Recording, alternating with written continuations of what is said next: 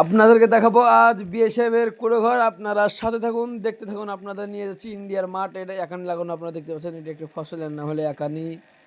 আপনাদেরকে নিয়ে যাওয়া হচ্ছে একানির ভে। আপনারা দেখতে থাকুন, সাথে থাকুন। এবার নিয়ে যাচ্ছি ভারতের মাঠ ইন্ডিয়াতে। আপনারা যেটা এখন দেখতে পাচ্ছেন এটা হলো বিএসএফের গাড়ি চলাচল রাস্তা। বৃষ্টির পানিতে কাদা হয়ে গেছে। আপনারা দেখতে পাচ্ছেন ইন্ডিয়ার মাঠে সব গাছ। দেখেন বিএসএফের কুড়ো ঘর। আপনারা দেখুন, যারা শহর এবং বাজারটা দেখতে আসেন, দেখতে পান না, তাদের জন্য এই ভিডিওটা আপনারা দেখুন। দেখেন এটা হলো বিএসএফের কুড়ো ঘর। ঘাস কেটে বিএসএফ ধরে থুয়েছি। দেখুন আপনাদেরকে জুম করে দেখাচ্ছি। দেখেন বিএসএফের মাচান বসে থাকা এবং মাচান দেখেন, দেখেন উপরে তিরপল দিয়া ঘর। আপনাদের কাছে নিয়ে জুম করে দেখাচ্ছি, আপনারা দেখুন।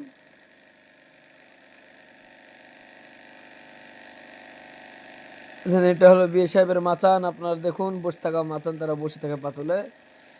তাদের বাতার মাচান বাসের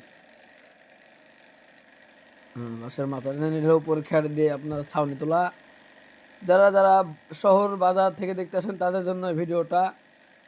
দেখেন চারদিকে, দেখেন ইন্ডিয়ার মাঠ দেখা যায়। দেখেন বাংলাদেশের লোক ঘাস কাটছে, আপনারা দেখতে পাচ্ছেন। দেখেন আপনাদেরকে থামে একটু জুম করে দেখাচ্ছি, আপনারা দেখতে থাকুন। একটু জুম করে দেখাচ্ছি, সাথে থাকুন। দেখেন জুম করে দেখেন, দেখেন সব বাংলাদেশের লোক ঘাস কাটছে। দেখেন সব বাংলাদেশের মানুষ ঘাস কাটছে ইন্ডিয়ার মধ্যে।